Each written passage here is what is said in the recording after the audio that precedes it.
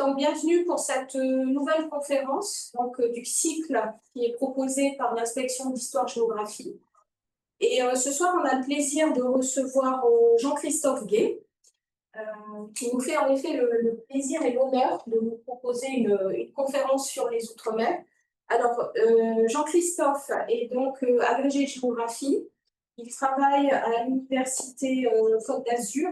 Il est également directeur scientifique de l'Institut du tourisme Côte d'Azur et c'est un spécialiste des Outre-mer. Et justement, ce soir, il va nous proposer une conférence Outre-mer, un enjeu du monde. Donc, je lui cède de suite la parole. Merci Isabelle et bonsoir à tous et toutes. Merci d'être là. Donc, effectivement, on va vous parler des Outre-mer, un enjeu du monde. Les Outre-mer ne sont pas propres à la France, beaucoup d'autres pays qui ont des Outre-mer, et on va essayer de comprendre un petit peu les logiques et puis les enjeux qui tournent autour de ces territoires. Donc, cette conférence, en fait, elle correspond à la sortie de l'Atlas des Outre-mer qui est paru il y a deux mois et demi, donc, et chez Autrement Flammarion, dans la collection du fameux Atlas Autrement, que j'ai co-dirigé avec Fred Constant, et dans lequel il y a une vingtaine d'auteurs, donc quelques auteurs de Nouvelle-Calédonie, dont un auteur ici présent, puisqu'il s'agit de Pierre-Christophe Hans, qui a contribué à cet ouvrage. Alors d'abord, un petit point sur le mot outre-mer, qui est un mot assez complexe, et d'ailleurs, c'est un mot qui va être de plus en plus remis en question dans le futur. Là. Vous savez que le mot métropole est assez contesté, des élus des Antilles et de Guyane veulent faire changer la Constitution et faire disparaître le mot métropole au profit d'Hexagone. Le mot outre-mer va être probablement de plus en plus dans le viseur, dans la mesure où c'est un mot qui est très ambigu. C'est un mot qui renvoie finalement à un centre et une périphérie, parce que si on réfléchit, tout est outre-mer de tout. Au lieu de Guyane, c'est la France dans son territoire européen, l'Hexagone, qui est outre-mer. Donc quand on parle d'outre-mer, en fait, c'est quand même une vision hexagocentrée, et c'est d'abord un tout euphémisé de colonie, hein, puisque ce mot outre-mer va officiellement apparaître dès les années 30, où il y a tout un débat sur les problèmes que pose la fédéralisation. À Berlande, etc., en Régie, contribue à ce débat et dérive de la colonisation, des sociétés qui exploitent les colonies françaises. Et donc, vous avez à cette époque-là un certain nombre d'institutions qui changent de nom, comme l'école coloniale qui est rebaptisée École nationale de la France d'Outre-mer en 1934, le musée des colonies qui devient le musée de la France d'Outre-mer en 1935, et puis en 1946, la Constitution française qui met juridiquement fin à la colonisation avec le ministère de l'Outre-mer qui se substitue au ministère des colonies. Alors, c'est une substitution qui est partielle dans la mesure où, par exemple, si on regarde le territoire d'Outre-mer, dont la Nouvelle-Calédonie, le baccalauréat ne sera introduit qu'à la fin des années 50, au début des années 60, puisque à la fin des années 50, on passe en Nouvelle-Calédonie, comme les autres tomes, un brevet d'aptitude coloniale. Donc, vous voyez, dans la Constitution, il n'y a plus le terme de colonie, mais il y a encore un brevet d'aptitude coloniale. Bon, de même que si on s'intéresse au lexique outre-mer, beaucoup de termes sont piégés. Le terme d'ultramarin, lui aussi, il participe d'un processus égocentrique et hexagocentrique, dans la mesure où l'ultramarin, c'est une sorte d'identité chimérique, c'est le même type d'identité que celle du provincial par rapport au parisien. Bon, on est provençal, on est gardé, on est alsacien. Provincial, c'est bien sûr un regard centré. On regarde donc du centre vers la périphérie. Alors, les Outre-mer dans le monde, eh bien, ils sont quand même assez nombreux. Si on regarde cette carte, on va essayer donc, avec Fred Constant de faire un point sur l'ensemble des Outre-mer. Vous voyez qu'il y a pas mal de pays qui ont des Outre-mer, l'Australie, le Chili, la Chine, le Danemark, l'Espagne, les États-Unis, la France, le Japon, la Norvège, la Nouvelle-Zélande, les Pays-Bas, le Portugal, le Royaume-Uni, la Russie. Donc, ce sont des territoires qui sont assez nombreux, qui sont répartis à travers le monde. Bon, et c'est des territoires qui, en général, donc, issus de décolonisation ou qui sont en rapport avec l'époque coloniale.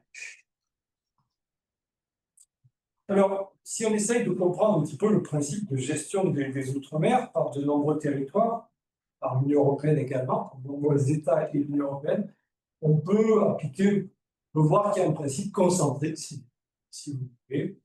Et d'abord, on peut s'intéresser aux Outre-mer européens. Alors, les Outre-mer européens, vous les voyez ici, hein, c'est 6 millions d'habitants hein, dispersés à travers le monde. Donc, les Outre-mer de l'Union européenne, ils sont représentés ici.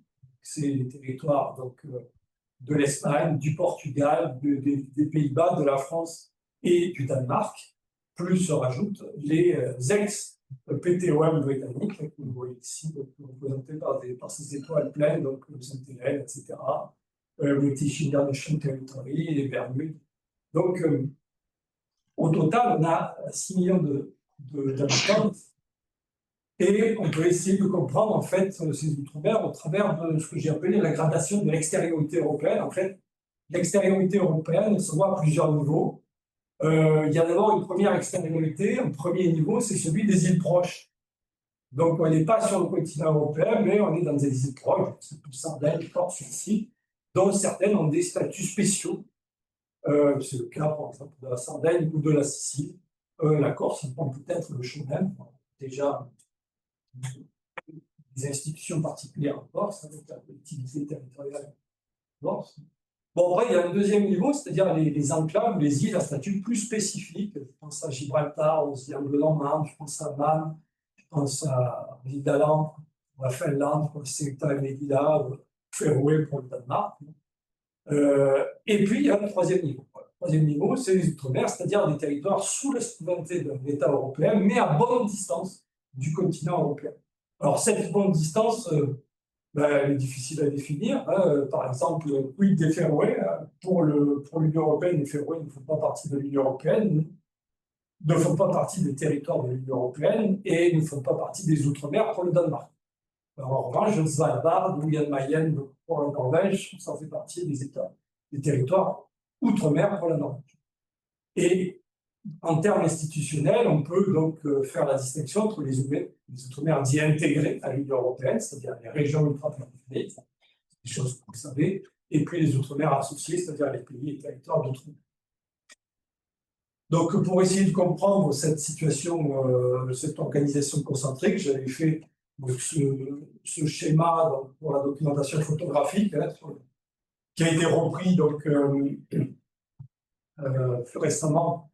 Vous le voyez ici, donc, qui a été repris pour l'Atlas des Outre-mer, avec donc au centre les territoires européens de l'Union européenne, donc l'Europe continentale avec les 27 États de l'Union européenne, dans lequel vous avez des espaces qui dépendent de la zone euro, d'autres qui font partie de l'espace Schengen, et puis d'autres qui ne sont ni espace Schengen ni zone euro.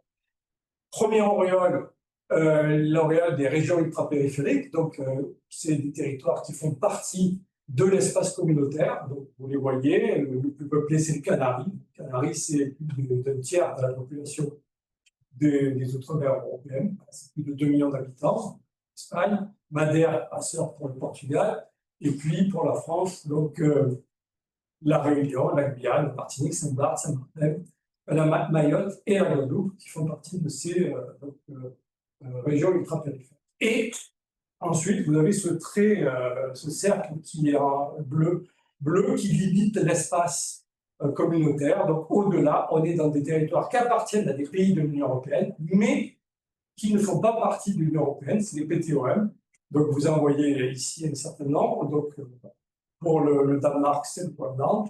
Pour les Pays-Bas, ce sont les 6 territoires entiers, Curaçao, Bonaire, Saba, Aruba, Saint-Martin, Saint-Eustache. Et pour la France, vous le voyez, Wallis, Nouvelle-Calédonie, la Polynésie française, les TAF, Saint-Barthélemy et Saint-Pierre-et-Miquelon, ces 3 derniers territoires faisant partie de la zone euro, contrairement donc au territoire du Pacifique. Et donc à droite de ce document, vous voyez les PTOM qui se sont des ex-PTOM, donc qui ne le sont plus, qui font partie des British Overseas Territories. Donc vous les voyez ici, les Républiques de Saint-Hélène, Anguilla, Caïman, etc. Alors, les Outre-mer des États-Unis, on a un principe, donc, qui est lui aussi concentrique. Le but du législateur états-unien n'a jamais été d'accorder une autonomie trop poussée à ces territoires, mais surtout de laisser à la charge de ceux-ci les questions qu'ils ont à gérer. Donc, ces territoires, vous les voyez, c'est des territoires entiers et du Pacifique, et les Outre-mer donc relèvent en fait les États-Unis relèvent de la même gradation de l'extériorité que les Outre-mer européennes. Vous avez d'abord un premier Outre-mer qui est intégré à l'Union, hein, donc Hawaï, qui est intégré en même temps que l'Alaska, donc en 1959. Ensuite, vous avez des territoires non intégrés à l'Union, 4 millions d'habitants, mais ils ne sont pas incorporés. Donc, ils ne sont pas inamoviblement sous souveraineté des États-Unis. Ils ne font pas partie de l'Union et ils jouissent d'une certaine autonomie. Alors, dans ces territoires non incorporés, vous avez ceux qui sont organisés, c'est-à-dire qui sont gérés par une loi organique du Congrès des États-Unis, type Porto Rico, Guam, États-Unis et Marianne du Nord. Et puis, vous avez les Samoa américaines à part, puisque c'est non incorporé et non organisé. Il y a une législature bicamérale qui est indépendante du Congrès des États-Unis. Bon, en dehors, vous savez, quand vous habitez, vous avez des îles habitées au statut un peu compliqué, non incorporé, non organisé. Alors, ce qui est intéressant à voir, c'est qu'à la différence des États-Unis, la citoyenneté des États-Uniennes suit le territoire et non la personne. C'est-à-dire, elle ne peut s'exercer que sur le territoire de l'Union. Par exemple, si vous êtes californien, vous êtes un citoyen états-unien, vous pouvez voter pour le Congrès pour les élections nationales si vous habitez la Californie, mais si vous vous installez à Porto Rico, vous ne pourrez pas voter pour ces élections. Et inversement, un portoricain à Porto Rico ne votera pas pour ces élections, mais s'il habite New York, il pourra voter pour ces élections. Donc la citoyenneté, elle suit le territoire et pas la personne. Ça, c'est un élément très important en matière donc, de représentation.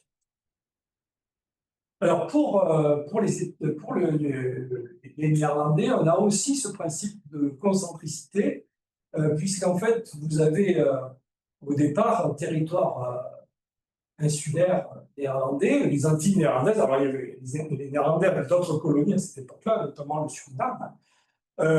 Donc, ce territoire des Antilles néerlandaises va exploser en 86, d'abord, parce que Aruba va demander à s'en détacher. Et Aruba va avoir des velléités indépendantistes, mais ça ne va pas aboutir. Il y a un référendum en faveur de l'indépendance d'Aruba et finalement, Aruba va changer d'avis. Et le jour des 3-10, donc le 10 octobre 2010, tout ça éclate, puisqu'en fait, donc ces colonies antillaises, les Pays-Bas, vont constituer 6 territoires différents, 3 pays, Aruba, Curaçao et Saint-Martin, et 3 municipalités spéciales, Saba, Saint-Eustache et Bonaire. Ces 3 municipalités spéciales s'intégrant à l'espace européen des Pays-Bas. On peut dire que là, on est dans un système qui est très proche de la distinction entre RUP, disons, département d'outre-mer et collectivité d'outre-mer, donc la différence entre Saba, Saint-Eustache et Bonaire, et puis Aruba, Curaçao, Saint-Martin. On reviendra sur les Antilles néerlandaises. Alors pour la France, bon, vous voyez ici l'outre-mer, c'est 2 800 000 habitants, c'est-à-dire à peu près la population de Bourgogne-Franche-Comté, à peu près la population de l'ex-région Languedoc-Roussillon. La règle des 2/5 s'y applique. Alors, 2/5 de la population dans l'Atlantique, 2/5 dans l'océan Indien et 1/5 dans le Pacifique. Des territoires qui sont très hétérogènes, avec des tailles très différentes. Hein. Il y a la Guyane, qui est un territoire. Alors, quand on parle de confetti, c'est quand même très péjoratif, à la mesure où la Guyane a la taille du Portugal, de la Hongrie ou de la Nouvelle-Aquitaine, la Nouvelle-Calédonie a la taille de l'ancienne région de Picardie et a 2 fois la taille de la Corse. Donc, on est loin de confetti et je crois que ça ne plairait pas du tout à Bruxelles si la France traitait de confetti les Pays-Bas et toute la Slovénie. Donc, c'est un terme très péjoratif aux connotations coloniales, ces termes de confetti de l'Empire.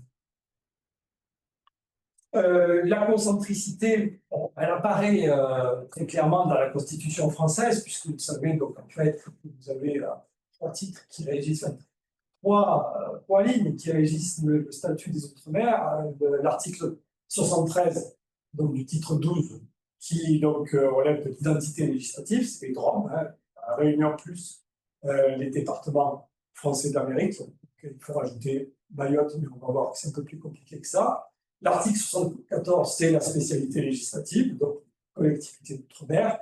Donc, quand un texte est voté au Parlement, rien ne s'applique à ces collectivités d'outre-mer, sauf, c'est rien sauf, alors que pour l'article 73, c'est tout sauf. Et le titre 13, donc, c'est la spécialité législative, avec des dispositions dérogatoires et transitoires pour la Nouvelle-Calédonie, avec le droit du pays, Sénat coutumier, citoyen. Tout ça, vous le savez. En fait, les choses sont quand même plus compliquées que ça, dans la mesure où, si on regarde ce qu'on appelle les DOM, en fait, vous avez 5 territoires avec 5 situations différentes. La Réunion, c'est un DROM, c'est-à-dire un département, une région d'outre-mer, mais sans possibilité d'adaptation législative, c'est l'amendement des rappelés. La Guadeloupe a le même statut que la Réunion, mais avec possibilité d'adaptation législative. Mayotte est un DOM. Mayotte n'est pas une région. L'institution départementale Mayotte. Et vous avez 2 collectivités uniques, donc la Guyane avec une assemblée et un président, et la Martinique, qui a un statut un peu différent, puisque vous avez une séparation entre le pouvoir délibératif et le pouvoir exécutif, comme en Corse. Vous avez une assemblée, un président d'assemblée et un conseil exécutif en Martinique, à la différence de la collectivité territoriale de Guyane. Donc, bon, vous voyez que les choses sont un peu compliquées déjà au niveau des départements d'outre-mer, et c'est aussi très compliqué pour les collectivités d'outre-mer, puisque certaines sont dotées d'autonomie, Polynésie est dotée d'autonomie, et certaines ne sont pas dotées d'autonomie, mais il y en a qui dépendent, qui relèvent de l'identité législative, Saint-Martin et Saint-Pierre-et-Miquelon, c'est ce qu'on appelle le principe atlantique, donc c'est tout sauf. Et Wallis et Futuna, donc la spécialité législative, c'est rien sauf. Donc, vous voyez, et j'avais essayé de comprendre ce gradient entre identité et altérité avec ce schéma en bas, où vous voyez, on va de la Réunion à la Nouvelle-Calédonie. La Réunion, donc, aucune possibilité d'évolution statutaire, donc tout est bloqué avec un embargo rappelé jusqu'à cette distinction, pour le moment. Et à l'opposé, l'autonomie avec la Polynésie française et la Nouvelle-Calédonie, qui est allé le plus loin dans cette altérité. Alors, l'arrière-plan colonial, on va le voir très fréquemment en Outre-mer. Bon, bien évidemment, la plupart des Outre-mer sont liés à la colonisation européenne, pour les Outre-mer européennes, et même pour les États-Unis. Vous voyez ici les colonies européennes. Donc, la France a gardé 1% de ces colonies par rapport donc, à l'âge d'or de la colonisation française, c'est-à-dire les années 30, on avait atteint les 12 millions de kilomètres carrés. Il reste 120 000 kilomètres carrés, donc à cet empire. Donc c'est juste 1%. Donc, et vous avez eu des portions de cet empire colonial qui ont disparu assez récemment. Donc, je pense à la côte française des Somalies, donc, qui était ex-territoire français des Affaires et des Issas, donc, dans les années 70. Je pense au condominium des Nouvelles-Hébrides et je pense au Comores. L'arrière-plan colonial, on le voit bien sûr avec les Britanniques, avec les Malouines, un territoire qui a été contesté, donc avec la guerre des Malouines en 1982. Donc 900 militaires tués à cette occasion. Et j'aime bien cette expression, ce bon mot de Borges, cette guerre, c'est 2 chefs qui se battent pour un peigne. Bon, en fait, le peigne, il se trouve qu'il n'est pas si intéressant que ça, dans la mesure où bon, on a découvert quand même des richesses très intéressantes autour des Malouines Falkland. Bien sûr. On y reviendra. l'arrière-plan colonial, on le voit quand la puissance coloniale décolonise en gardant ses dépendances. Ce qui s'est passé dans les années 60 à Maurice, puisque l'archipel des Chagos, qui est en plein cœur de l'océan Indien, donc une position stratégique remarquable, hein, a été détaché en 68, au moment de l'indépendance de Maurice, de l'État mauricien. Les Britanniques l'ont gardé afin de louer cette base, d'en faire une base militaire américano-britannique, surtout américaine, donc en plein cœur de l'océan Indien. On voit l'importance de Diego Garcia aujourd'hui avec les conflits en Irak, les conflits récents en Irak, en Afghanistan, au Yémen, en Somalie. Donc c'est un lieu stratégique. Et ces puissances coloniales qui décolonisent en gardant les dépendances, on le voit très bien avec Madagascar, hein, qui est, je rappelle que la colonie de Madagascar jusqu'en 1946, c'était Madagascar et dépendance, et dans les dépendances, vous aviez les Comores, vous avez les TAF, les terres australes, vous avez la terre Anélie, et vous aviez les Comores. Et donc, Madagascar était dépendante en 1946, mais les Comores sont détachés de Madagascar. Madagascar était dépendante en 1960, mais les Comores sont détachés en 1946, les TAF en 1955, et les îles Éparses en 1960, hein, ce qui permet donc à la France de garder ces dépendances considérées comme stratégiques. Et l'arrière-plan colonial, on voit très bien aujourd'hui autour de Madagascar, puisque en fait la France a toute une série d'îlots, habités ou inhabités, qui sont moins contestés par ces voisins. Problème donc au nord de la Réunion qui est contesté par Maurice, Glorieuse et Mayotte contesté par les Comores, et les îles du canal de Mozambique, Rande-Nova, Bassa-Sindia, Europa, contestées revendiquées par Madagascar. C'est la même chose donc pour la Nouvelle-Calédonie, avec, vous le voyez sur ce bloc philatélique Vanuatu, donc il est bien indiqué sur le thème en bas à droite, donc les îlots de Mathieu et Alter appartiennent à Vanuatu, et vous savez qu'il y a eu une esquisse de consensus océanien qui a été signé en 2009 à Tana. Donc c'est l'accord de Kiamu entre le Premier ministre de Vanuatu et le porte-parole du FNPS. Le FNPS s'est engagé à rendre ces îlots au Vanuatu lorsque la Nouvelle-Calédonie deviendra indépendante, deviendra la Canadie. D'arrière-plan colonial, on le voit aussi à la question des populations autochtones qui sont plus ou moins, en fait, plus ou moins officielles.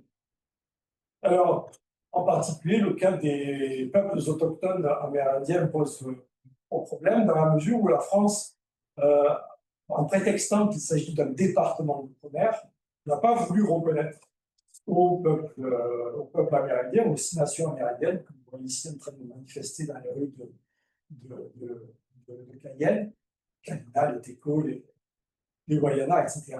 Donc, n'a pas voulu reconnaître ce statut de population autochtone, mais en même temps, donc, elle a cherché à un petit peu répondre à leurs souhaits de reconnaissance. Et donc, en 1987, sous Chirac, on a créé ces zones de droit d'usage collectif, qui sont donc des zones, des communautés qui traditionnellement partie traditionnellement leur moyen de subsistance de la forêt.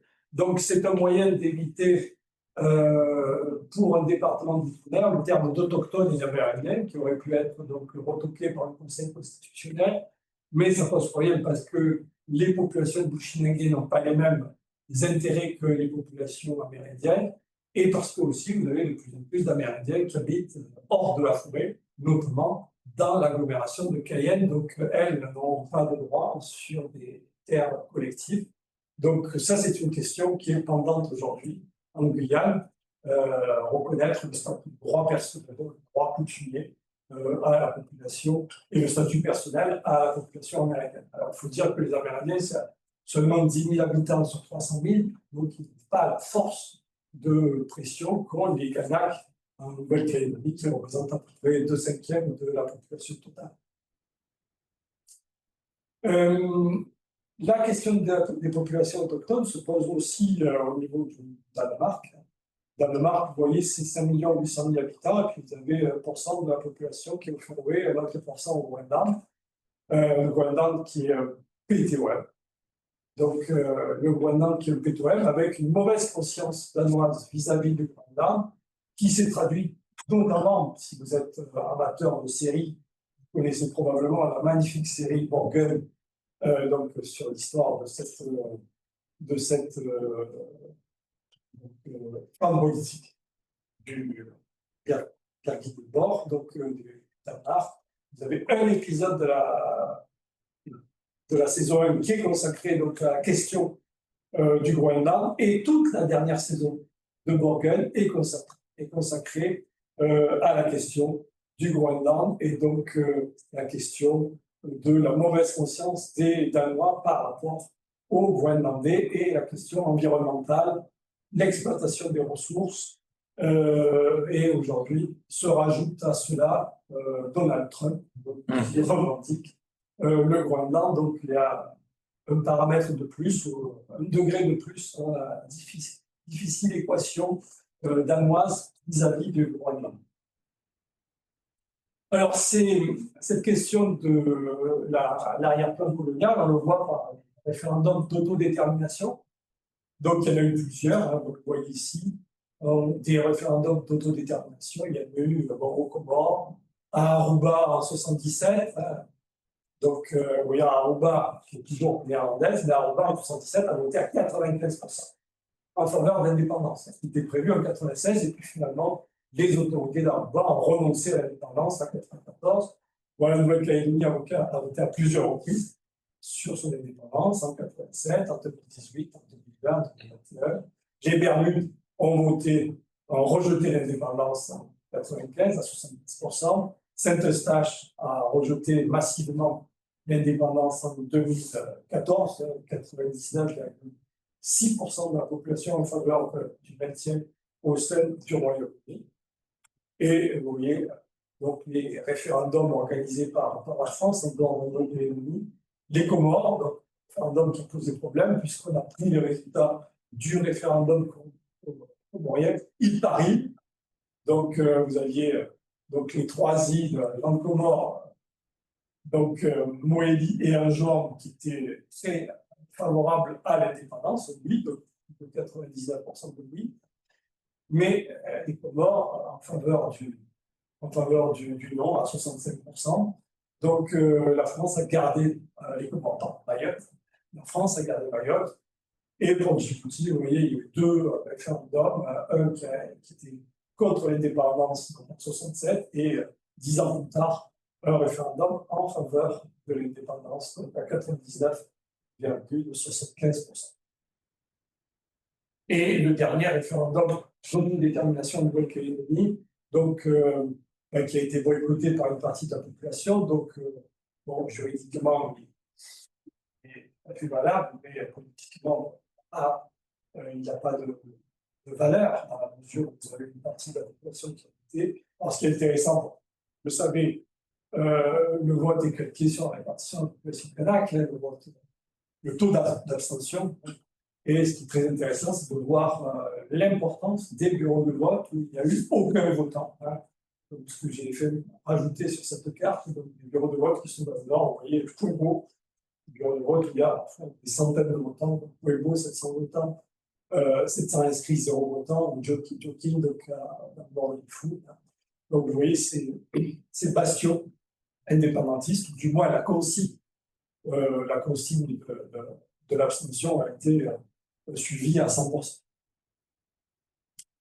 Alors, les enjeux environnementaux, ils sont extrêmement forts outre-mer, hein, puisque vous le savez, on est en général à l'outre-mer dans des territoires qui sont tropicaux, donc avec une biodiversité majeure. Par exemple, pour la France d'outre-mer, 80% de la biodiversité française est concentrée en outre-mer.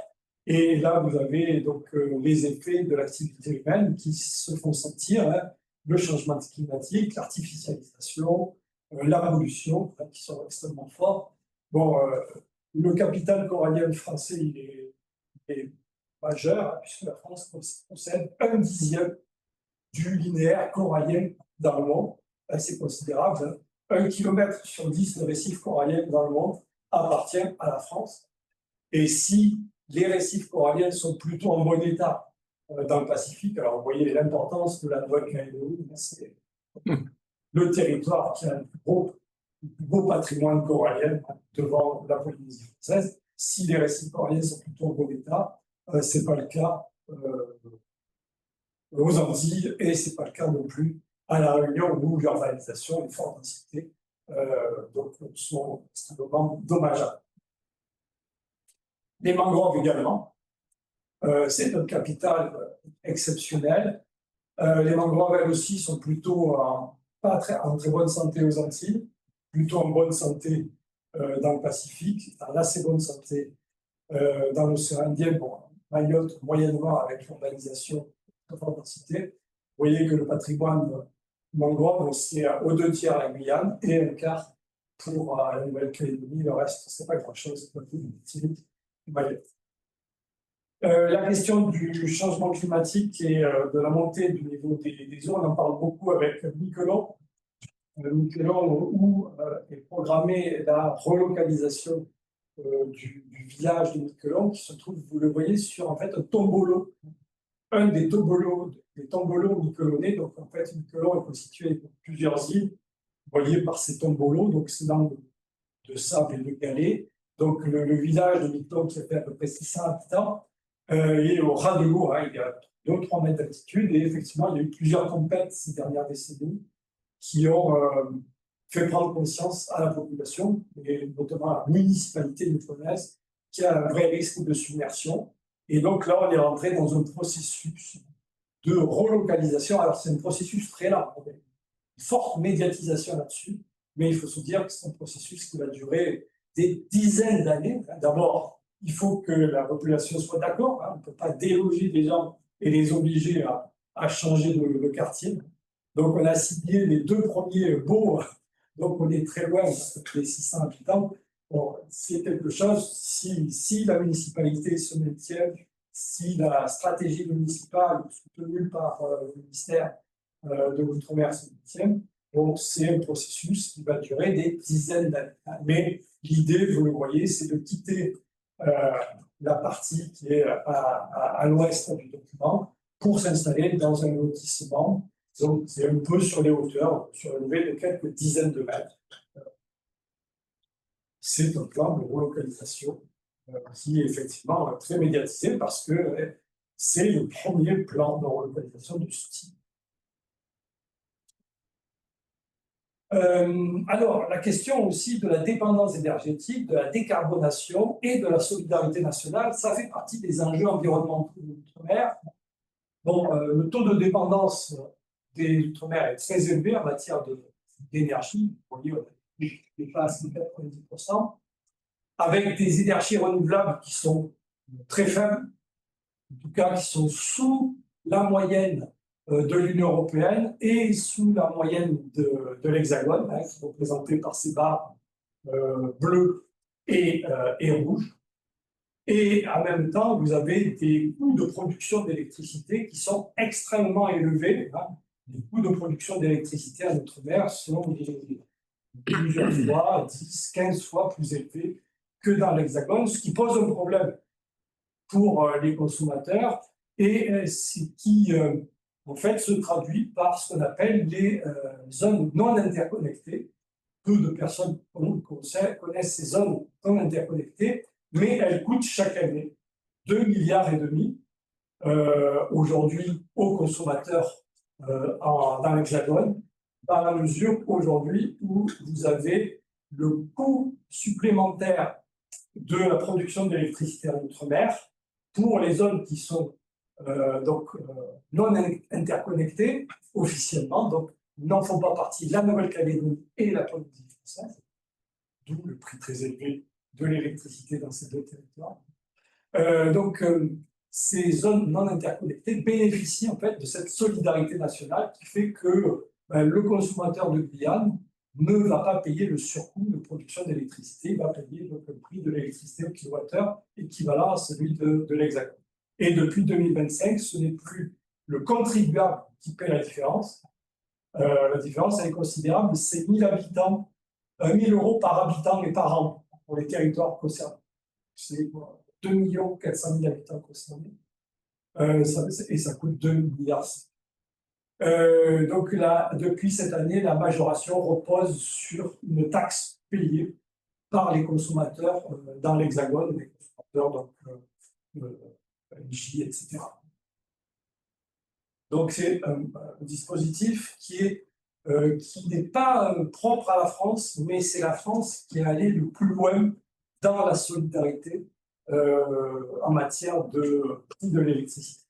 Alors, un point intéressant, je pense que pour les Wallisiens et les Futuniens, ils le savent bien, le Wallis et Futuna a intégré le dispositif ZNI, donc le prix de l'électricité a beaucoup baissé à Wallis, et par conséquent, la consommation à Wallis a beaucoup augmenté avec une électricité qui est moins chère.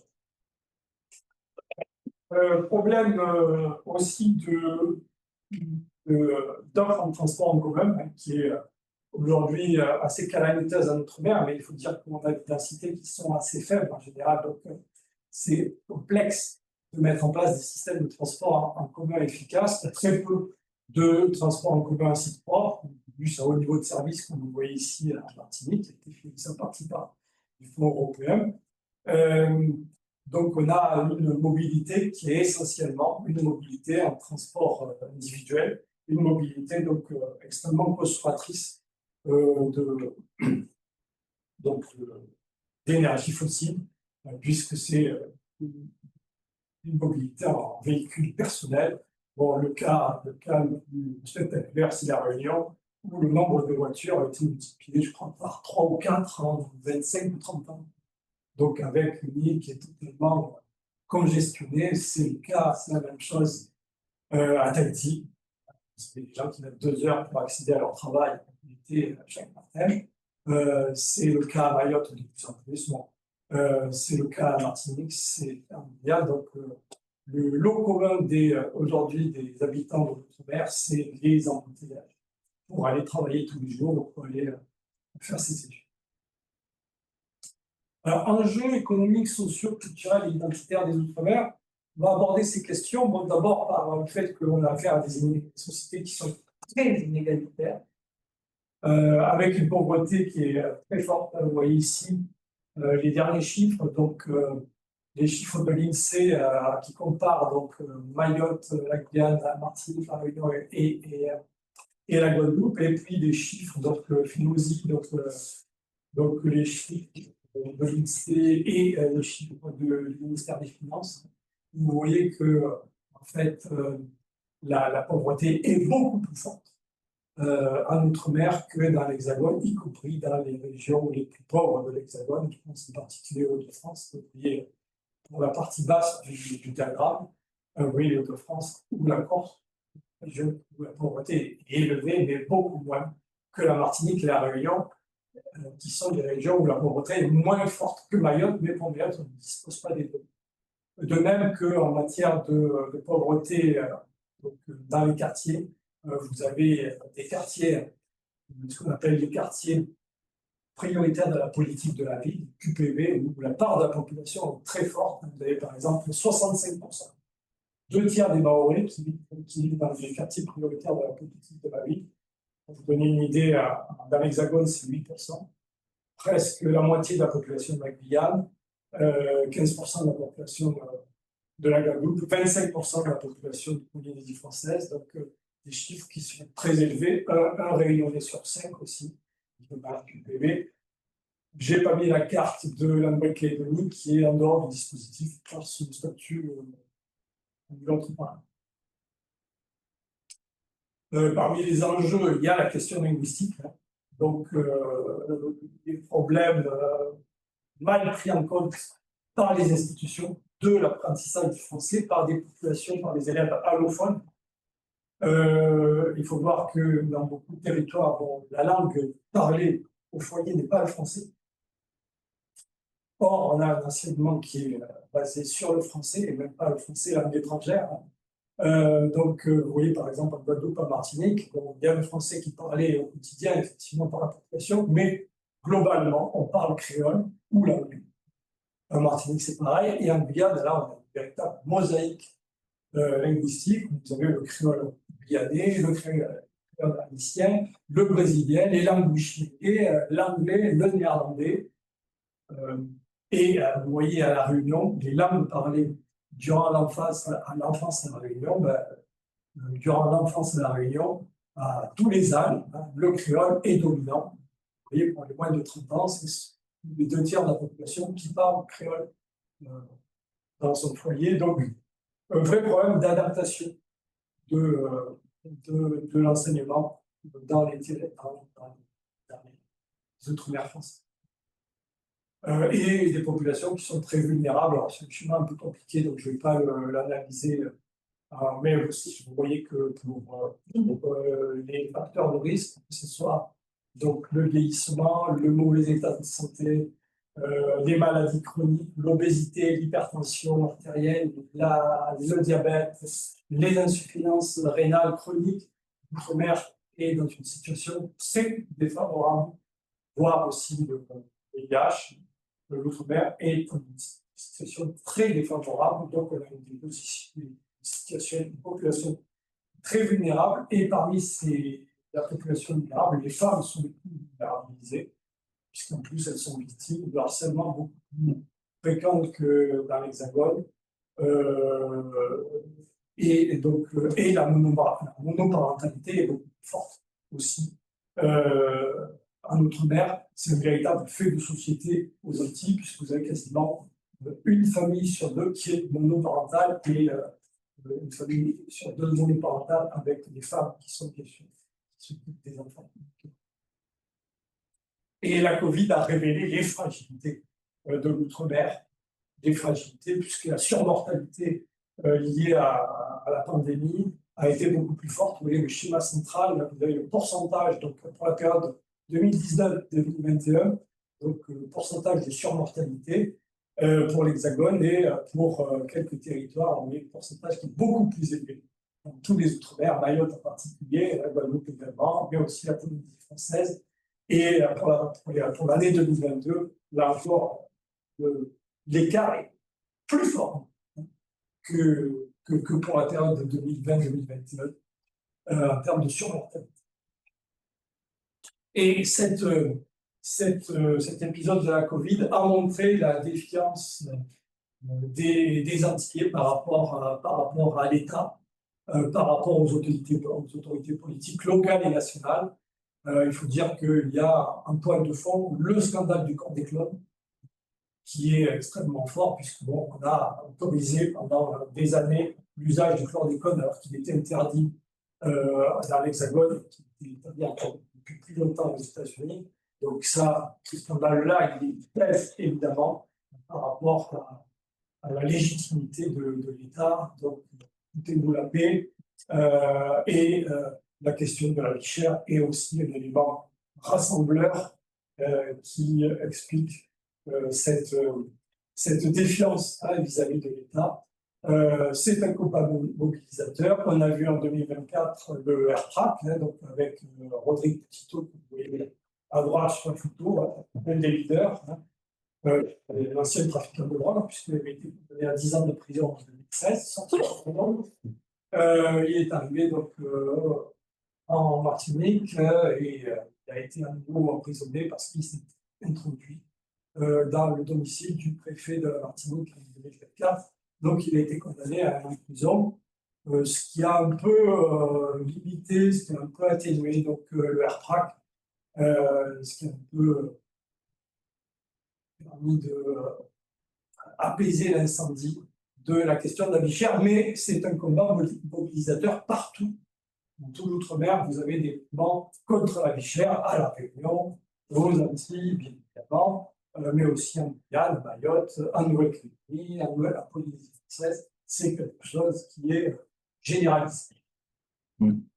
Alors, une des solutions à ces situations compliquées sur le plan social, sur le c'est l'émigration. L'émigration vers l'Hexagone, une immigration qui est ancienne pour les Antillais ou les Réunionnais, puisqu'elle remonte au Bunidan, donc c'est les années 60-70, le Bunidan, ça fonctionnait de 63 à 81. Une immigration qui est plus récente pour les Mahorais et pour les Océaniens, puisqu'elle a vraiment pris de l'ampleur à partir des années 90-2000. Alors aujourd'hui, je dirige un programme sur les Océaniens dans l'Hexagone. Et donc, quand on analyse les données brutes de l'INSEE, vous avez cette carte qui est au niveau des iris, c'est-à-dire les unités les plus fines donc, dont on dispose pour avoir les résultats de l'INSEE. Et qu'est-ce qu'on voit pour les Océaniens dans l'Hexagone? Les Océaniens sont concentrés, en fait, d'abord en deux départements militaires, hein, où il y a la marine, c'est le Var et le Finistère. Et le Var, c'est vraiment la capitale océanienne de l'Europe, de Toulon. Et vous avez aussi les villes universitaires qui sont arrivées un peu plus tardivement, du type Bordeaux, Toulouse, Lyon, Montpellier, Aix-Marseille. Donc, vous avez aujourd'hui en fait, deux grands types de localisation des Océaniens. C'est les villes de garnison, notamment les ports militaires d'abord. Hein. Et dans les garnisons, vous avez les RIMA, hein, les régiments d'infanterie marine, les RPIMA ou les RAMA, donc type Fréjus, etc. Agen, Castres, Boulême. Et vous avez donc les campus. Si on regarde, par exemple, Talence, pour Bordeaux, le campus du Mirail pour Toulouse, les quartiers sud de Montpellier. Donc tout ça, c'est des lieux où on va trouver ces océaniens, avec également, pour les océaniens, mais pour tous les ultramarins, aujourd'hui, outre le débouché de l'armée, qui est extrêmement fort, l'administration pénitentiaire, aujourd'hui, sans l'outre-mer, les prisons françaises ne pourraient pas fonctionner. Il faut savoir qu'actuellement, un tiers des surveillants de prison recrutés est originaire de l'outre-mer. L'administration pénitentiaire tient des chiffres très précis à son école de surveillant de prison à Agen. Et donc, on a des chiffres tous les 3 mois, il y a des nouvelles promotions, c'est assez spectaculaire. Vous avez des promotions, la dernière promotion que j'ai étudiée, c'était celle de mi-2025. Vous aviez la moitié des recrutés, donc une centaine, qui venaient de l'outre-mer, Mayotte en particulier, et la Polynésie et la Nouvelle-Calédonie. C'est très spectaculaire. Alors, Mayotte est le territoire par excellence des mobilités. Hein. Et Mayotte, on parle beaucoup de l'immigration des Comoriens à Mayotte, qui est très forte, mais cette immigration, elle est compensée par l'immigration des Mahorais, qui est spectaculaire. Une immigration des Mahorais qui se fait vers la Réunion et vers l'Hexagone, une immigration des Mahorais qui pose certains problèmes à la Réunion, d'intégration. Alors, vous voyez la carte qui va à droite, à partir du recensement peu de la population de 2019, vous avez 2 gros foyers de Mahorais à la Réunion, donc c'est Saint-André et Saint-Denis de la Réunion. Et dans l'Hexagone, eh bien, vous avez de plus en plus de Mahorais, donc dans l'administration pénitentiaire, de plus en plus d'étudiants, avec un programme de cadre à venir qui a copié le programme de Nouvelle-Calédonie. Hein. Donc, le programme qui s'est mis en place, je crois, dans les années 2010, hein, qui tourne à plein régime. Vous avez aujourd'hui des milliers d'étudiants mahorais dans l'Hexagone, de partout. Alors, ces questions qui se posent à notre outre-mer, les Britanniques ne se les posent pas. Les British Overseas Territories, donc ces territoires d'outre-mer britanniques, la logique britannique, c'est que il faut faire en sorte que leur outre-mer ne leur coûte rien. Donc l'outre-mer britannique ne coûte rien, donc on a un laisser-faire économique très important, donc avec des services financiers, banques, assurances, investissements, genre, qui se sont développés, notamment aux Bermudes, dans les îles Vierges britanniques, dans les îles de Turquie, dans les îles allemandes, plus le tourisme. Ce qui fait qu'en fait, l'outre-mer britannique est très différent de l'outre-mer français dans la mesure où les PIB par habitant, la richesse de l'outre-mer britannique est généralement plus élevée que les provinces dans les îles britanniques. Les Bermudes, les Falklands. Alors, les Falklands, c'est la pêche. Hein.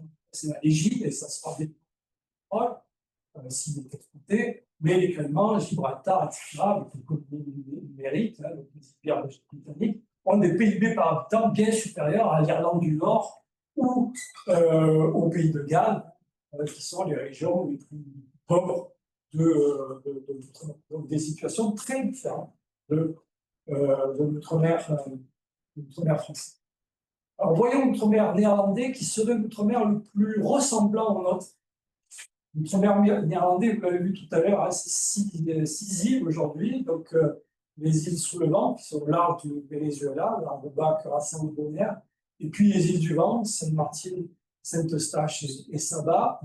Donc, vous voyez, c'est 300 000 habitants, donc c'est pas négligeable. Curaçao est la plus importante, 150 000 habitants. On a 2 toutes petites collectivités, Saint-Eustache et Saba, à 4 000 habitants. Alors, depuis le jour des 3 juifs, le 10 octobre 2010, on a une montée des tensions. Donc, le jour de la dissolution des Antilles néerlandaises. Donc, à Curaçao et à Saint-Martin, on a une instabilité politique. On a un conflit politique avec l'AE au sujet des finances et des budgets. Donc, l'AE veut réduire les finances. Dans les municipalités spéciales, donc c'est-à-dire les 3 petites, Saint-Eustache, Saba et Bonaire, on a une opposition à la recolonisation néerlandaise. On est en pleine dans une sorte d'assimilation. On a des inégalités économiques croissantes avec des tensions sociales, puisque de plus en plus de fonctionnaires néerlandais qui viennent gérer tout ça, notamment le cyclone de 2016, qui s'appelait, j'ai oublié donc qui a fait des dégâts considérables sur Saint-Barth et Saint-Martin. Ce cyclone donc, a permis à l'administration néerlandaise de reprendre la main un petit peu sur Saint-Martin. Et à la différence de la France, vous avez une population néerlandaise qui est favorable à se débarrasser de ces îles. Vous avez un récent sondage, vous avez 61% de la population des Pays-Bas qui est pour se débarrasser des îles. Donc avec une montée des populismes des 2 côtés, un côté antillais et côté Pays-Bas continentaux. Donc on a des conflits qui sont de plus en plus forts. Alors, d'un côté, on a un soutien financier de plus en plus important. Les Pays-Bas garantissent la démocratie, les droits de l'homme. Habiter les Antilles néerlandaises, c'est avoir un passeport néerlandais, ce qui n'est pas le cas d'ailleurs, j'ai oublié de le dire, pour les Outre-mer britanniques, puisqu'en fait, il y a une citoyenneté des Outre-mer britanniques qui ne permet pas d'habiter dans les îles britanniques. Donc, pour habiter dans les îles britanniques, lorsqu'on est un habitant des Bermudes ou des îles Vierges britanniques, il faut un visa. Donc, ce n'est pas le cas pour les Néerlandais. Donc, on a cette montée des populismes et on a une difficulté d'intégration des Néerlandais d'origine antillaise aux Pays-Bas. Vous voyez cette carte que j'avais faite à partir du recensement de 2018. C'était dans la documentation photographique, donc vous avez une concentration dans les grandes agglomérations, en particulier l'agglomération de la Randstad, l'agglomération de Rotterdam-La Haye et aussi à Amsterdam. Et on a des statistiques ethniques aux Pays-Bas, des statistiques ethniques qui concernent aussi la délinquance. Et vous avez, quand vous êtes un Antillais aux Pays-Bas, vous avez 6 fois plus de risque d'être suspecté d'un délit que lorsque vous êtes un Néerlandais d'origine européenne. Donc, les statistiques ethniques, d'ailleurs, qui sont autorisées aux Pays-Bas et aux États-Unis, bien sûr, et au Royaume-Uni depuis les années 90, qui permettent de mesurer les inégalités et de mesurer les politiques de discrimination positive. C'est le cas aussi au Canada. Donc, la communauté antillaise aux Pays-Bas est très présente. Carnaval très célèbre, le carnaval de Rotterdam. Ce monument à Rotterdam en hommage aux victimes de l'esclavage, une littérature créole néerlandophone très très active, des sportifs d'origine antillaise. Alors même s'il y a plus de sportifs d'origine surinamaise aux Pays-Bas, dans le foot en particulier, ben vous avez par exemple le grand footballeur à la petite Kluivert, qui était d'origine surinamaise et de Curaçao, donc qui montre cette diaspora antillaise. Alors, enjeux stratégiques et politiques, on va continuer là-dessus. D'abord, les enjeux stratégiques et politiques, bon, l'influence mondiale, la position stratégique, bon, on le voit avec la Guyane, par exemple, la France, grâce à la Guyane, a une base, l'Europe,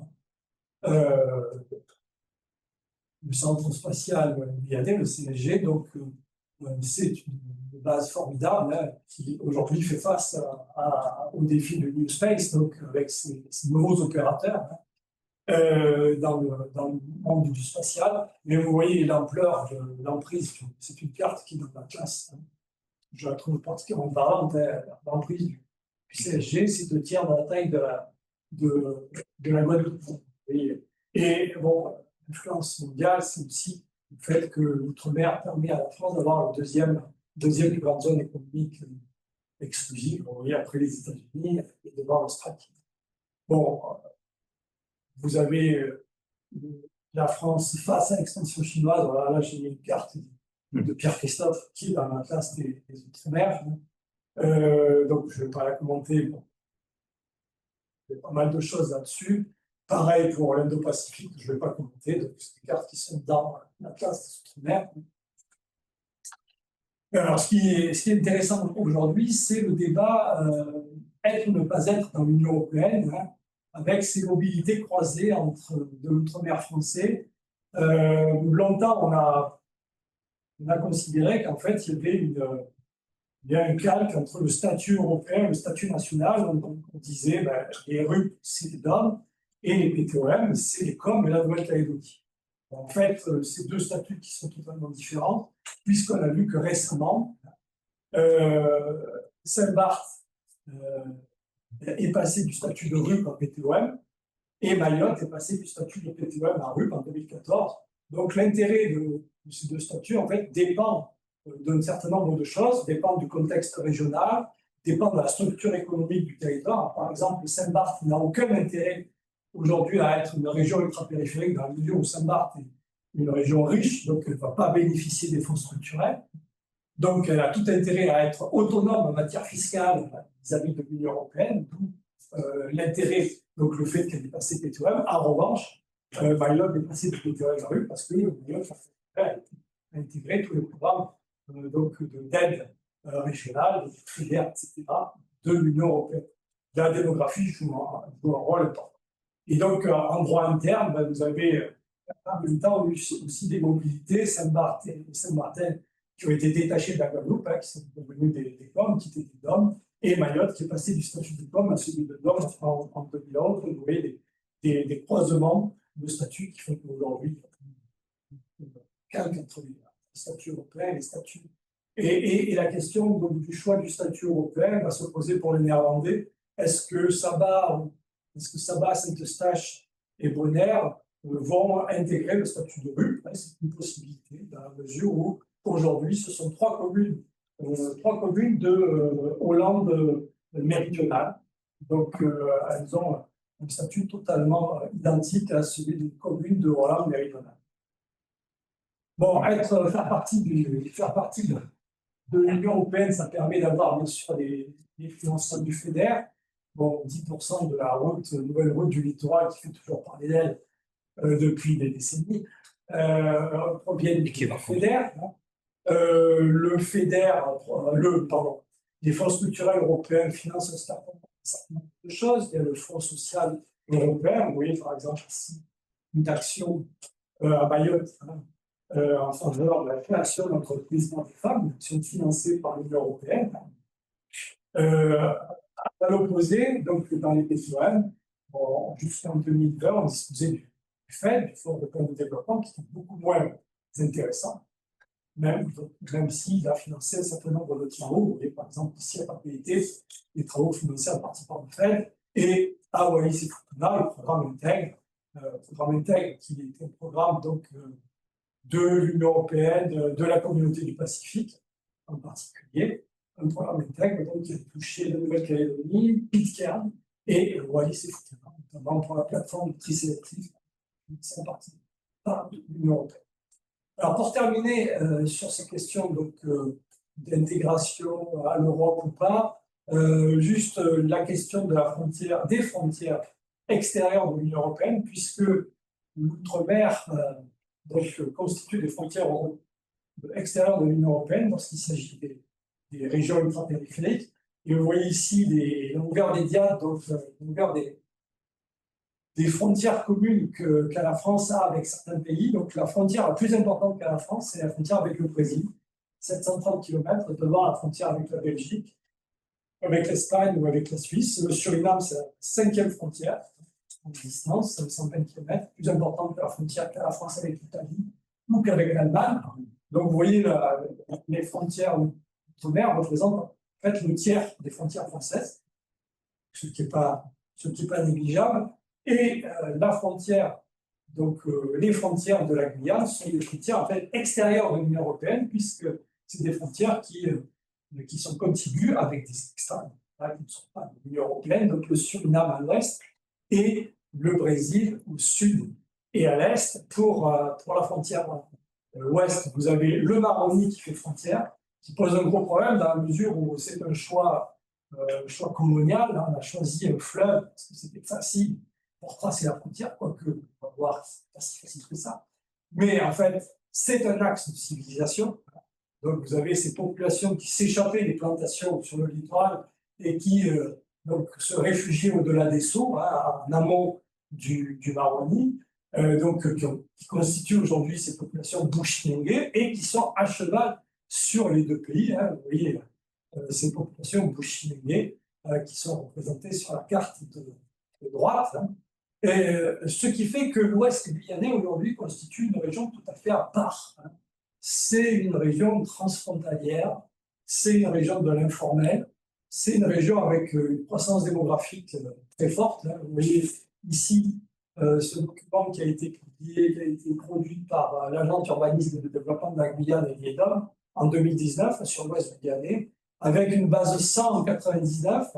Bon, vous voyez, on est à plus de 250 pour la Guyane, c'est-à-dire que en 30 ans, la population de la Guyane a presque triplé, mais la population de l'Ouest guyanais a quadruplé en 30 ans, ce qui est absolument phénoménal. Il faut voir que Saint-Laurent-du-Maroni, c'était 2000 habitants dans les années 70-80. Aujourd'hui, c'est 50 000 habitants. Une population multipliée par 25. Et une frontière, même si elle a été tracée sur le fleuve, qui n'est toujours pas complètement fixée. Il y a un accord diplomatique en 2025 qui a fixé le cours inférieur donc à partir d'Antékoubé-Payanapata. Donc le cours inférieur, la carte est orientée le nord est à gauche, excusez-moi. Le tracé a été donc défini très précisément dans le cours inférieur du Maroni, mais la partie qui est assurée donc, avec le Litani et le Maroni, donc cette partie assurée, c'est une partie qui est toujours donc, avec une souveraineté qui est contestée. Alors, ce qui a entraîné des modifications frontalières parfois assez spectaculaires. Par exemple, ici, vous voyez, on est en aval de Vincenti. Vous avez une île qui n'est pas modeste, qui fait plusieurs kilomètres de long, avec quelques centaines d'habitants, qui était donc considérée comme française jusqu'en 2021 et qui est passée surinamaise en 2021. Vous voyez par exemple cette photo que j'ai prise de Sokampu dans la d'habitation. Bon, ces habitants qui ne le savent pas, ils sont devenus surinamais. Les 3-4 ans, ça ne change rien à leur vie, à leur mobilité. Donc, c'est une mobilité qui ne tient pas compte des frontières. Le fleuve, c'est un axe de circulation. On va sur rive gauche, sur rive droite. On se joue des frontières. On a ces doublés frontaliers de part et d'autre du fleuve. Alors, vous en voyez un spectaculaire. Saint-Laurent-du-Maroni, Albina, donc de part et d'autre. Saint-Laurent-du-Maroni, Albina. Donc, Albina, qui est la localité du commerce.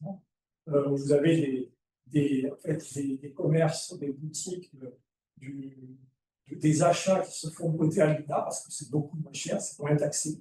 Et donc, vous avez chaque jour à peu près 1000 pirogues qui traversent. Donc, c'est une photo que j'ai prise du côté Surinamé. Vous avez 1000 pirogues qui traversent le fleuve pour alimenter Saint-Laurent-du-Maroni ou pour remonter le Maroni, que ce soit côté Surinamé ou côté Guyane française. Et du côté brésilien, donc à l'est de la Guyane, vous avez pareil, vous avez ces doublés, notamment avec Saint-Georges de l'Oyapock et Oiapoque, côté brésilien. Alors là, le doublé, c'est pas un doublé face à face, hein, vous voyez qu'il y a un décalage de quelques kilomètres entre les deux localités, mais ça fonctionne de la même manière. Alors, pour dynamiser tout ça et pour renforcer les échanges entre la Guyane et le Brésil, on a construit un pont qui ne fonctionne pas. Donc, c'est quand même assez formidable, ce pont fantôme sur l'Oyapock, hein, puisqu'en fait, on n'a pas construit de route bitumée côté brésilien qui relie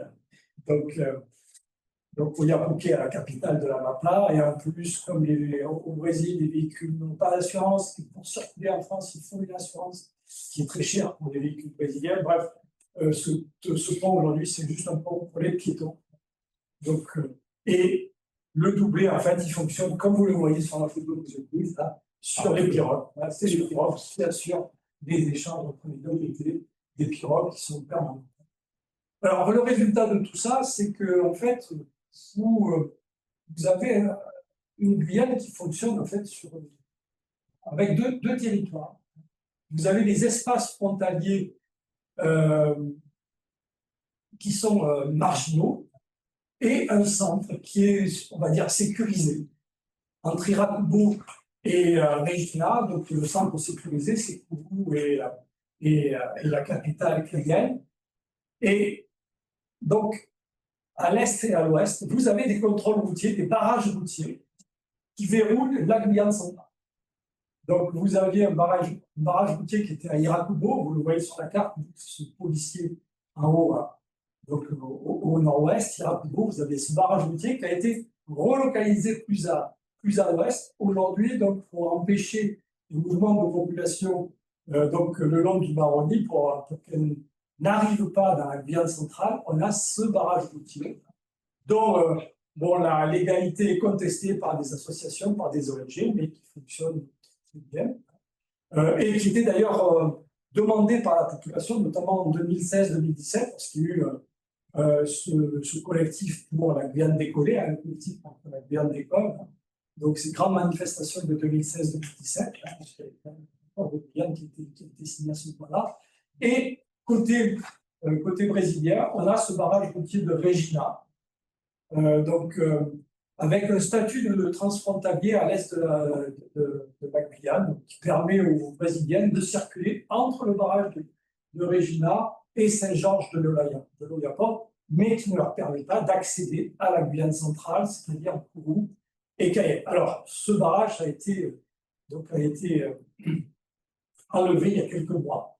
On pense qu'aujourd'hui, c'est plus efficace d'avoir des contrôles tout au long de la route. Voilà, je terminerai là-dessus. Merci de votre attention. Alors, j'ai survolé beaucoup de questions.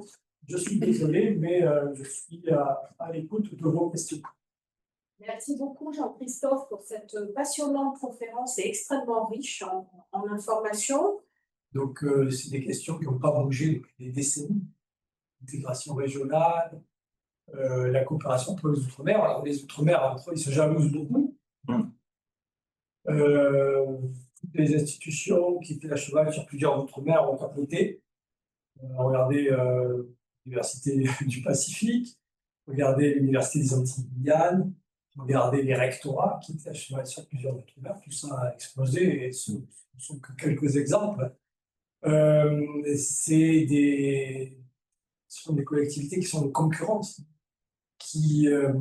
l'intérêt en fait de chaque collectivité d'outre-mer, c'est d'avoir les relations les plus étroites possibles et d'obtenir le plus de privilèges possibles de l'Hexagone.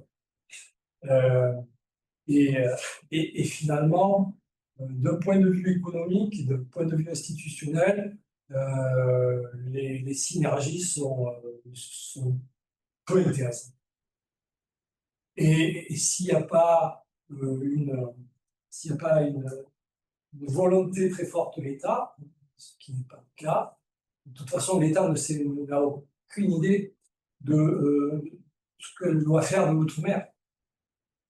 Pas de politique de l'outre-mer sur plusieurs décennies. Bon, l'État joue le rôle de pompier en général, donc l'outre-mer, c'est des crises, c'est des manifestations, c'est des émeutes, c'est des mouvements indépendantistes qu'il faut gérer. Donc on va éteindre l'incendie, et puis ça va repartir.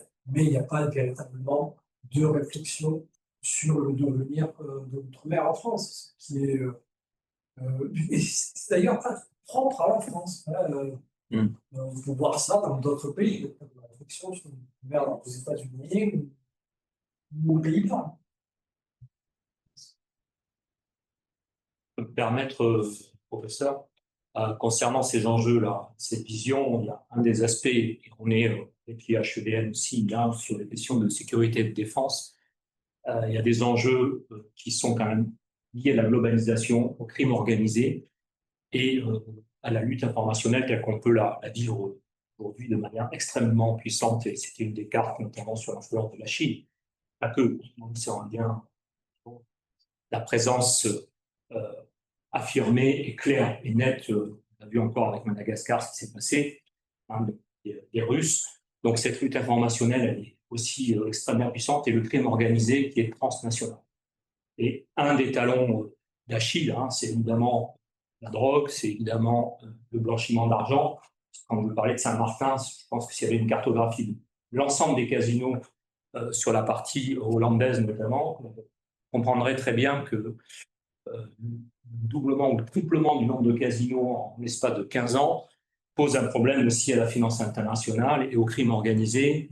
Et évidemment, cette vision des Outre-mer devient à la fois, quelquefois, pour les Britanniques, un outil financier intéressant de défiscalisation et de offshore, et puis d'un autre côté, pour les trafiquants et le crime organisé, un endroit où on peut avoir un talon d'Achille pour le blanchiment d'argent. Donc cette vision-là, évidemment, elle est reprise de manière, à mon avis, assez globale sur la coopération internationale entre États, parce que la coopération régionale, elle n'en a pas les moyens en tant que puissance régalienne. Et ça, c'est un véritable enjeu aujourd'hui de déstabilisation et à la fois d'affaiblissement de l'ensemble des Outre-mer qu'on ressent particulièrement, notamment depuis la guerre en Ukraine, le conflit des Houthis donc dans le détroit de Bab el-Mandeb, et d'autres qui vont arriver bientôt, de toute façon, sans lire dans la boucle de cristal. Donc c'est à la fois un talon d'Achille, mais c'est aussi une question dans cette géographie, cette cartographie des Outre-mer, un vrai sujet où les collectivités ont en fait peu de moyens pour travailler sur ces questions-là. Et on pourrait parler de la pornographie, de la traite, etc., et d'autres trafics environnementaux de bois, de corruption, qui sont malheureusement très souvent occultés, où on en parle très peu, et qui sont des vrais enjeux pour nos jeunesses sur nos territoires. Pour le coup, je voulais un petit peu porter un regard un peu plus sécurité IHEDN sur cette question, professeur, si vous le permettez. La Martinique et la Guadeloupe sont de plus en plus présents dans les organisations régionales. Donc là, il y a un progrès, effectivement. Et la question de la coopération en matière sécuritaire, elle est très importante. Puisque, vous le savez, aujourd'hui, la Martinique et la Guadeloupe sont devenus des relais du trafic de drogue, et donc les États doivent coopérer, les États de la Caraïbe. Donc effectivement, sur ce plan-là, oui, il y a des choses qui évoluent. Mais ça reste quand même relativement faible. Bon, on a des groupes commerciaux qui sont, notamment le groupe Ayo qui est très présent dans tout l'outre-mer, donc il y a vraiment une logique d'expansion ultramarine de groupes commerciaux issus de Fortune Becquet. Donc ça, c'est effectivement un élément très, très, très important. Après, si on regarde un petit peu qui possède le système productif outre-mer, bon, se rendre compte qu'en fait, le système productif primaire, il repose d'abord sur l'import-distribution. Donc, c'est les concessions automobiles, c'est les supermarchés. Hein. C'est là que se font les fortunes en outre-mer. Et donc là, on a toutes les fortunes issues de la période coloniale, donc béquées. Et puis, bon, à La Réunion, par exemple, c'est la communauté chinoise, indienne, arabe. Après, il y a un sujet ce sont des économies héritées de la canne à sucre, qui est extrêmement subventionnée par l'Union européenne, puisque grosso modo, si on regarde le cours mondial de la canne à sucre, c'est entre 200 et 250 $ la tonne. Et aujourd'hui, elle est subventionnée à hauteur de 600 $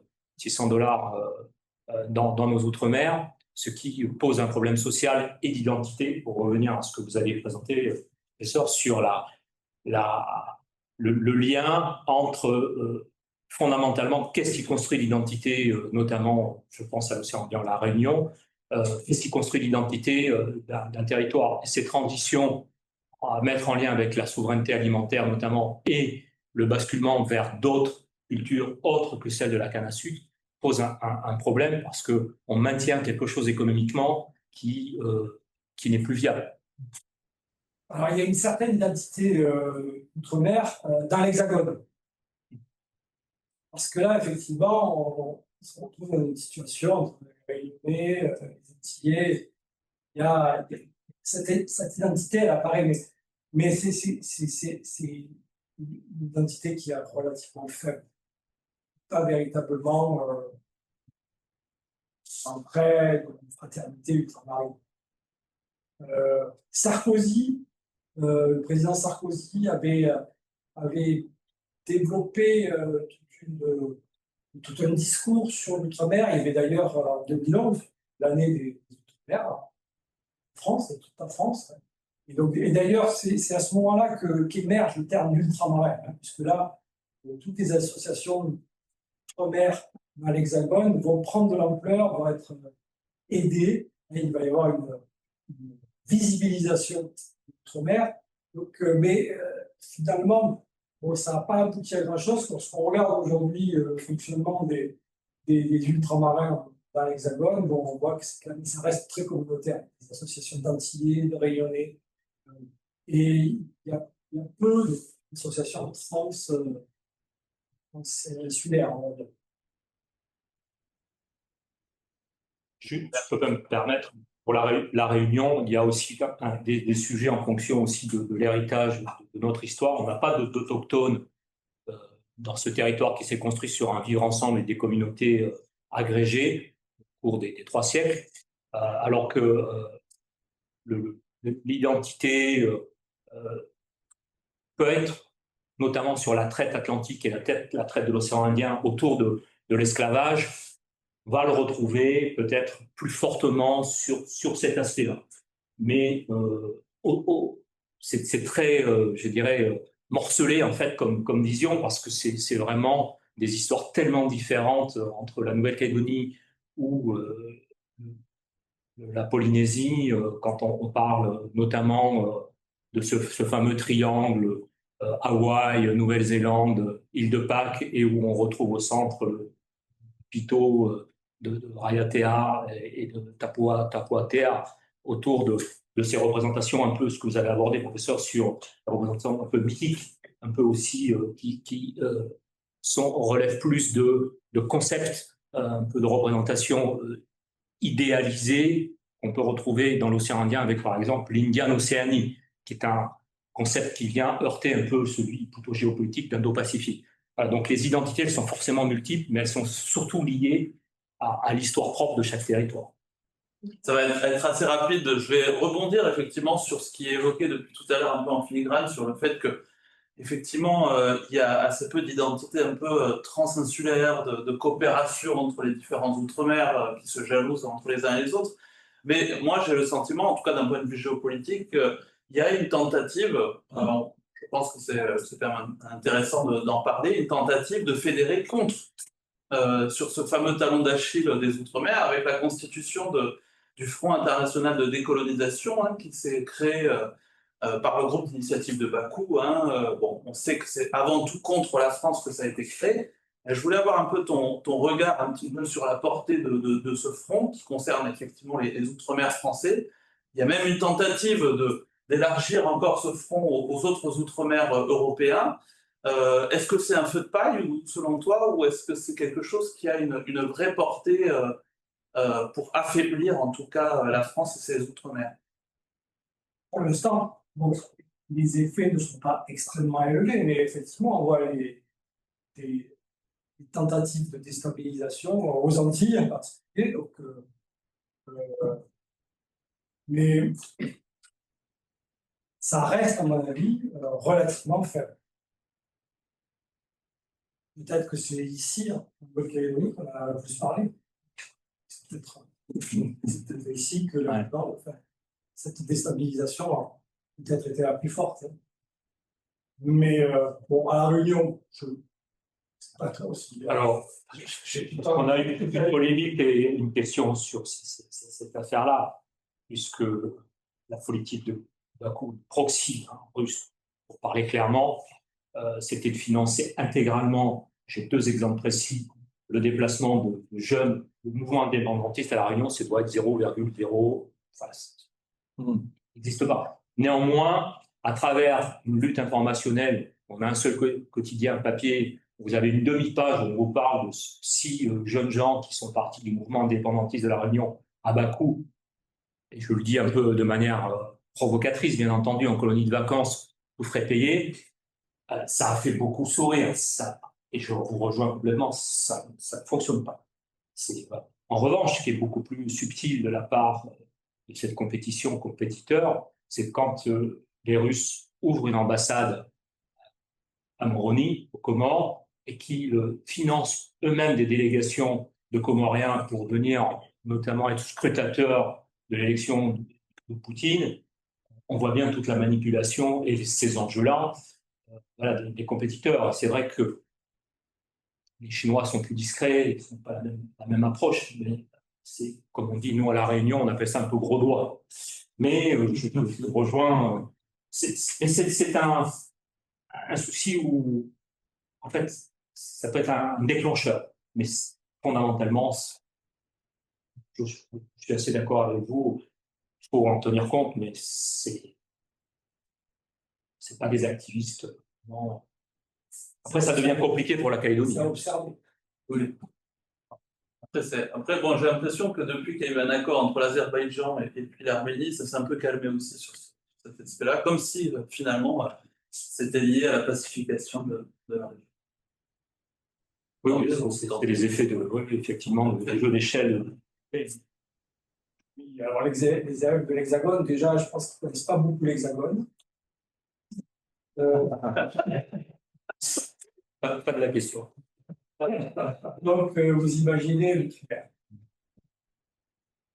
lorsque j'ai été à plusieurs reprises au jury de l'agrégation de géographie et d'histoire, dire que le niveau, pourtant, bon, des agrégatifs, des gens qui passent parfois par les ENS, que ce soit l'UM ou Lyon, le niveau de connaissance sur les Outre-mer est très, très faible. J'aurais tendance à avoir deux réponses contradictoires. Sur certains aspects, oui. Sur l'aspect notamment la réflexion sur la population autochtone, ou la prise en compte en particulier des spécificités de certains territoires, à partir de 2003 en particulier avec la révision constitutionnelle. Je pense qu'il y a eu des avancées, des hardiesses de la part des législateurs dans ce côté-là. Après, en matière économique, au contraire, ce sont des territoires qui sont désinternationalisés, donc qui sont largement à l'écart de la mondialisation. On le voit par les échanges commerciaux qui sont essentiellement à destination de l'Hexagone. On voit par la faible place des populations étrangères, sauf lorsqu'on a affaire à des clandestins, des populations qui sont arrivées illégalement en Guyane ou ailleurs. Regardez la part des étrangers dans la population des Outre-mer, hormis la Guyane et Mayotte, elle est très faible. Et les intérêts économiques étrangers sont très peu présents. Donc, en termes de mondialisation économique, vraiment, la situation a reculé. Le terme de laboratoire a été utilisé, et je pensais l'utiliser dans ma question, mais sur un autre thème que celui abordé par mes collègues, c'est celui des enjeux environnementaux. Est-ce qu'on peut dire que la relocalisation de Miquelon va être aussi un laboratoire pour les autres cas de relocalisation en Angleterre, pour ici en Nouvelle-Zélande, pour certaines communes d'Ouvéa, pour certaines parties de Côte-d'Ivoire, et on sait qu'on a une part de la population qui va être concernée dans les années à venir. Je trouve que des dizaines, comme vous dites, d'années pour y parvenir, ça me paraît énorme par rapport à ce qui est annoncé, pas plus tard que ce midi sur France Inter, dans une émission avec Eric Desatites et Christophe Cassou, qui disait le 1,5 aujourd'hui, maintenant, ce qu'il faut faire avec plus 3 degrés. Ça va plus vite que prévu, les scientifiques le disent. Et alors, c'est une dizaine d'années pour ce laboratoire. Le cas de Miquelon est intéressant parce que tout le monde le regarde. Il est très médiatisé, mais en même temps, bon, il va servir de modèle. Donc, parce que les procédures sont très complexes, hein. On ne peut pas chasser les gens de leur domicile en disant bon, maintenant, vous filez dans le lotissement. Donc, les gens acceptent. Il faut voir tout ce que ça implique. Et c'est pour ça que c'est, à mon avis, même si c'est pour le moment le début du début, c'est quelque chose qui va servir de modèle. Sachant qu'à Miquelon, il n'y a pas une urgence absolue, hein, et que le réchauffement climatique n'est qu'un des aspects de la question. Il y a aussi un déficit sédimentaire qui est lié à une phase post-glaciaire. Mais bon, c'est quand même très intéressant de voir comment on va faire à Miquelon pour ensuite peut-être faire la même chose ailleurs. Mais c'est vrai que c'est des questions qui vont se poser de plus en plus sur des territoires, notamment sur les îles basses. Avec des risques de submersion, on estime qu'avec le réchauffement climatique, il va y avoir plus de cyclones qui vont être peut-être plus violents. Donc, les conséquences des cyclones vont être beaucoup plus graves, je pense, en particulier pour le tout. Alors, heureusement qu'en Polynésie française, il n'y a pas de cyclones tous les ans, hein, mais